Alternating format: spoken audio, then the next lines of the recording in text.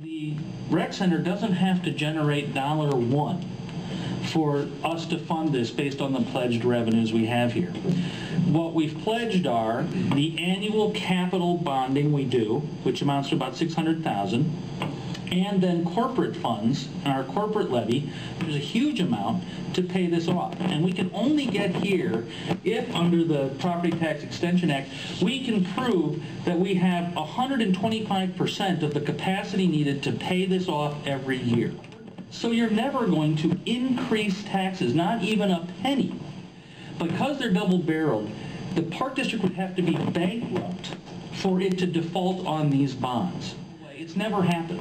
It's never happened since the property tax came into existence that it's ever happened that the pledged corporate funds of any park district have ever disappeared in this. So any non-lawyer who thinks they've got a figure on this from talking to the county clerk is misleading people to their detriment. The fact is that there is no way that this corporate fund for $1 billion estimated equalized assessed value. You sit on $1 billion of equalized assessed value in this park district. There is no way with that equalized assessed value you are ever not going to have the money to pay these off. And I can't think of a financial scenario. We sat down with Spear Financial. We sat down with the people who are going to underwrite these bonds and put their name on it, Chapman and Cutler. We could not come up with a scenario whereby this park district would suddenly have to levy any tax.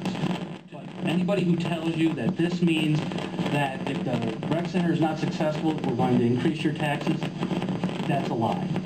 That is a complete misunderstanding of the code and a deliberate one, because they haven't consulted any sort of lawyer involved in municipal government or government finance who would tell them that's untrue.